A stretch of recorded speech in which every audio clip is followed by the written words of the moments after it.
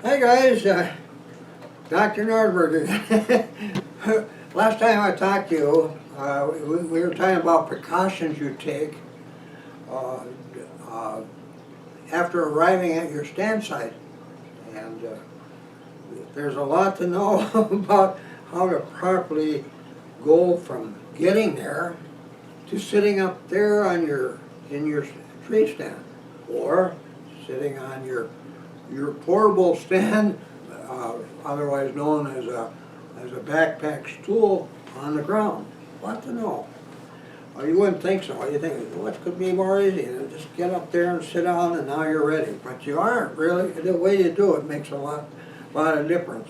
It makes the difference between a successful buck hunter or one who didn't see any deer at all in the area, just wasted a half day. And that's terrible. Or all you see is a yearling, maybe a yearling buck. You do enough of that and pretty soon a yearling buck starts looking pretty good. Look at the forecorn and say, I think I better take that deer. And you can shoot a lot of yearling bucks in your lifetime if you're not doing well at seeing older bucks. So you want to see older bucks? Then you take these precautions.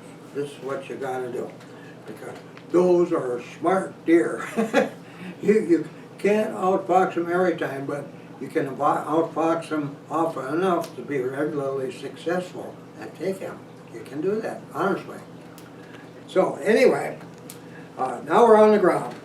And I think last time we talked about several precautions that you're at the ground. But now we're at the point where we're ready to climb up there. We know, because we got a good cover around the stand here that'll hide you while you're climbing up there into the tree. That's really a good thing. So, like I said, I prefer a ladder to get up there because you aren't hugging the tree, aren't worried about falling out. You got a nice ladder, you can climb up there and you can do it silently. And I always kind of keep my body away, even from the ladder, so I'm not brushing clothing against it. And when you climb, you go slow motion. And the reason you go slow motion is because slow movements are unlikely to be seen by deer. They can miss that. But if you're moving fast, that fast motion, boy, that'll catch their attention every time if they're within sight. And though they might not be able to tell what in the world that is, maybe it's just a squirrel climbing up the tree, or a grouse just flew up there or something. Going slow motion makes it less obvious, and you're less likely, your motions are less likely to be seen. And while you're climbing, keep an eye on what you're doing. Don't be looking around to see if there's a deer around. Look at your ladder or your steps. Look at them. Look where you're putting your hands and where you're putting your feet, being careful with each step. Just go up there very quietly and softly until you get to the top of the stand. But before you start, you got to think about how you're going to get your gun or bow up there. See, I've climbed a lot of trees with my rifle, with the sling, put my sling around my back and the rifle, or around the front, and my rifle on my back. I've gone up there with my bow in one hand. I've done that lots of times. That's a terrible way to go up. It's full of opportunities for making sounds that are going to be heard by deer that are not natural. You don't want that. It's a clumsy way to climb into a tree stand. So it isn't worth it. What I've always done for years, and I'll show you a short video of me doing this kind of thing with a rifle, and I've done it countless times with a bow.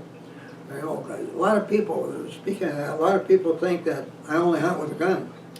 I started bow hunting in 1960, when everybody used longbows and recurves were just coming into being. There was no decent camel clothing to wear back then. We used to use burnt cork to spear on our face to hide the skin on our faces when we went bow hunting. And we had no sights on our bows. You had to do a lot of shooting back then to get because all your shooting was going to be instinctive. You could look down the arrow, But what about the height? You had to do a lot of shooting so you shot properly. Things were a lot different back in those days. And I hunted, I've shot several bear with a bow, a couple record book bears with a bow, at 9 feet. 9 feet from where it was sitting. Can you imagine that? You talk about something exciting. But anyway, I'm an old bow hunter. But I'm also just about 84 years of age now, getting up there. I'm feeling my age these days. So one day, a year ago, I gave all my bow hunting equipment to one of my grandsons. Get him started with bow hunting.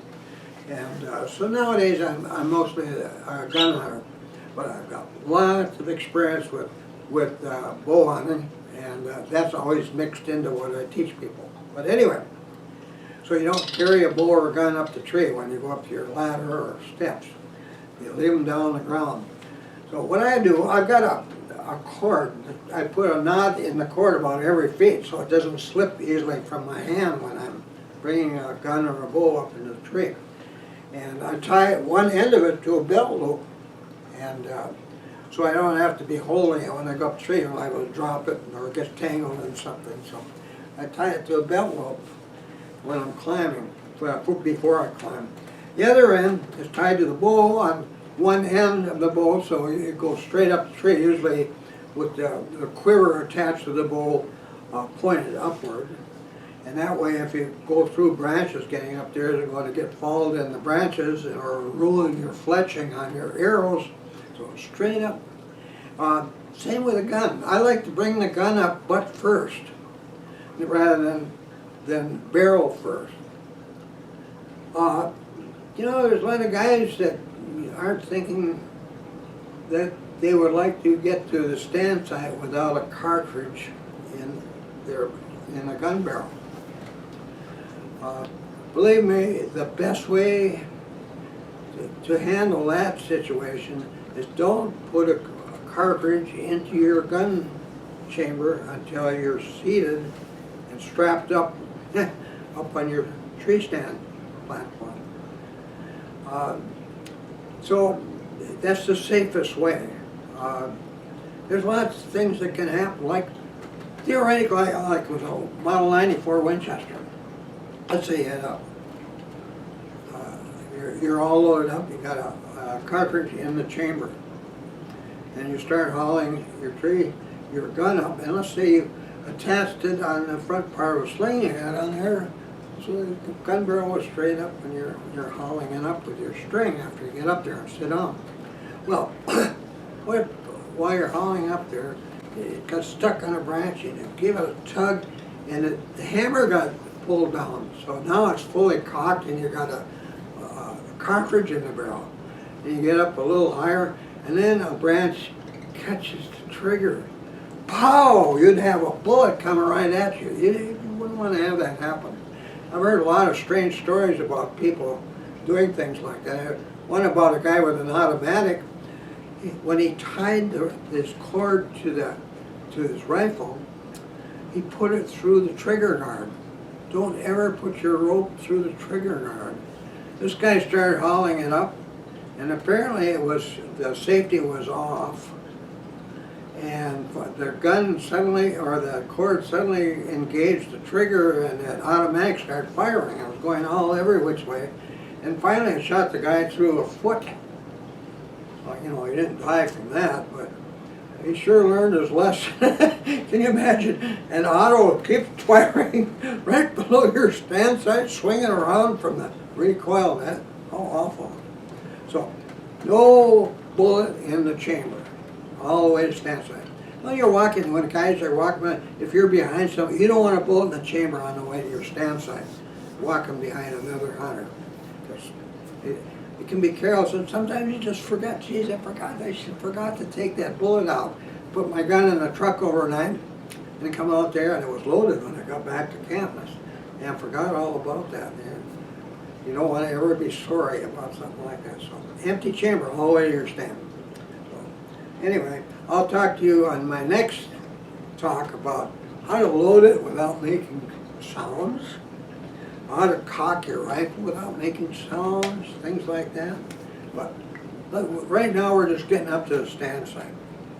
Now, you saw in the picture I showed you in my last presentation that what I think is an ideal job of putting a portable tree stand in a tree. And you saw this big evergreen, and geez, all the branches down below are intact, you know. That's important too. You know, if you're cutting out branches, you got a lot of bright scars, you know, where you cut the tree, there's a bright end of where a branch was sawed off a tree, and if you got them all over the tree, a smart buck is going to come and he's going to see all those bright saw cuts. Oh, I don't like this, you know. Same way with shooting lines. There's a lot of cutting and in a shooting line.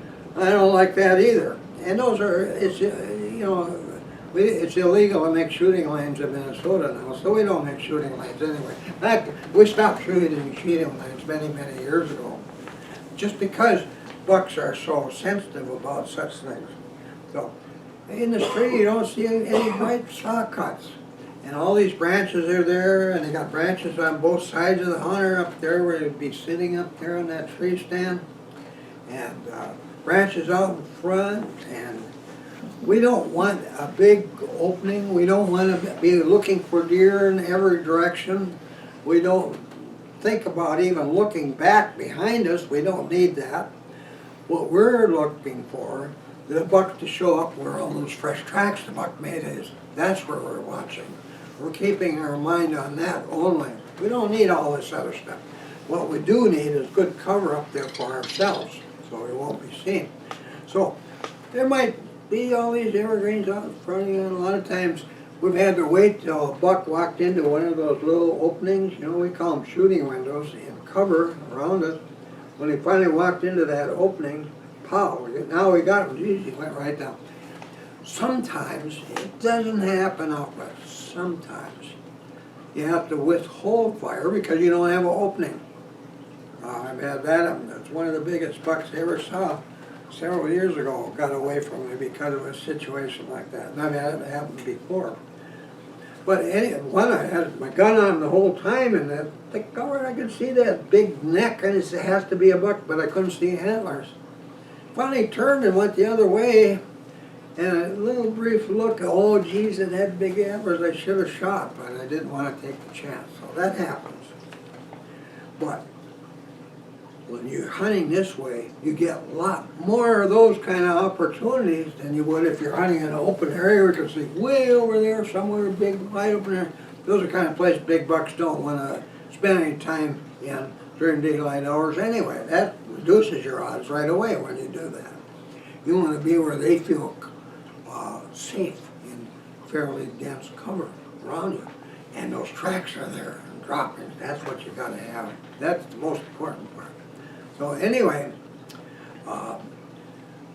so let's get back up there. Now we're up to we're climbing up the tree, and our bow and gun is laying down there below, or laying against a tree trunk in heavy snow or something like that.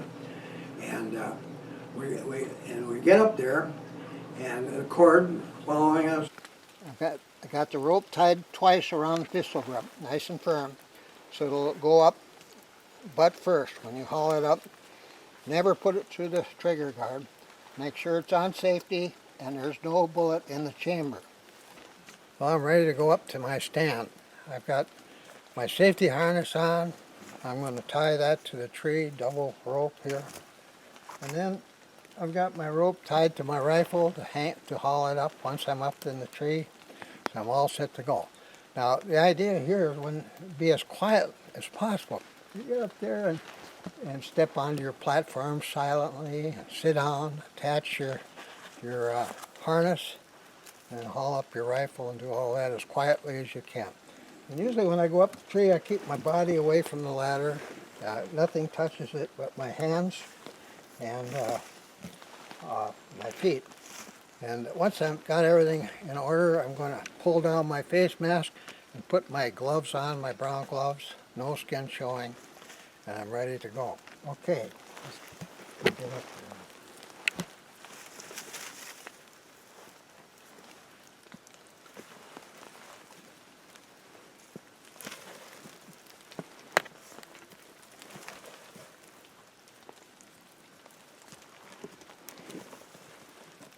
up, but we go up there and we can use both hands and both feet as we're going up the tree. And we're finally up to the tree stand level.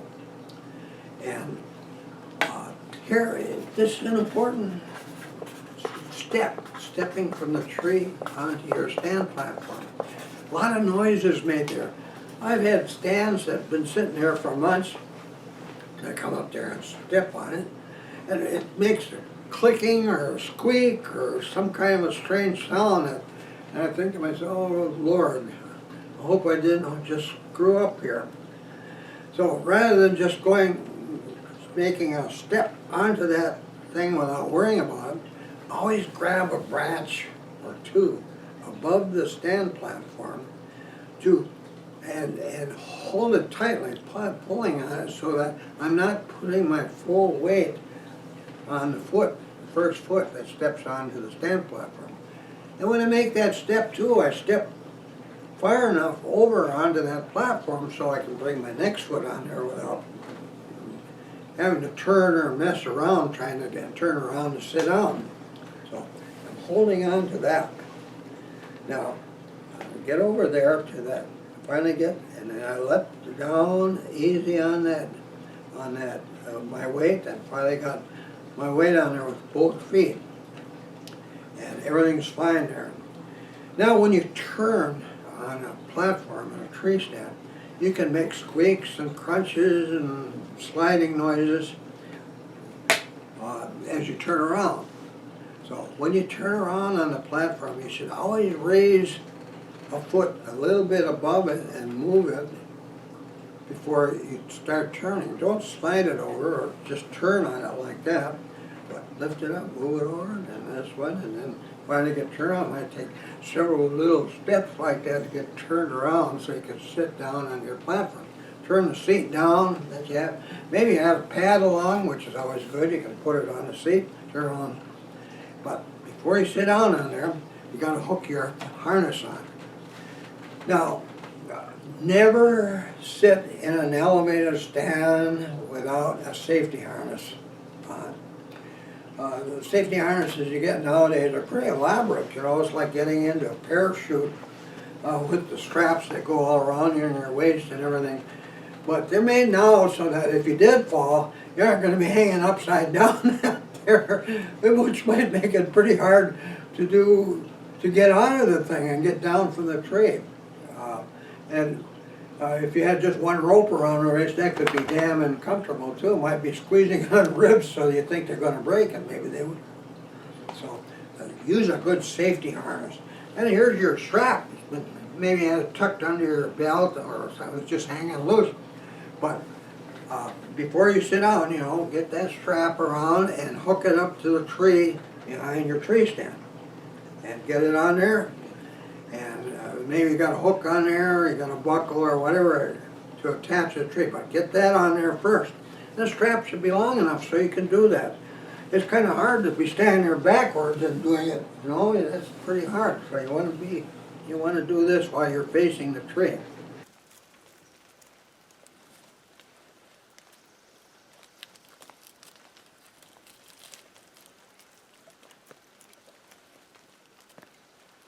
Now, at last, you can turn and sit down. And there's more to know about how to hunt for a tree stand, but let's get our gun up there, or your bow. And so you look down there and gee, here's your cord, and untie that. Well, you don't have to untie it, but you reach out like that and start raising your gun or bow slowly and watch what it's doing. You know, there's the branch. You're going to move it a little bit over this way to avoid that. And there's more branches. If you don't have branches down there, you've already screwed up. You want branches down there to bring your bow or gun up to your tree. And when it gets close, reach out so it doesn't bump your stand platform when you bring it up onto your platform. And then lay it across your lap and untie it.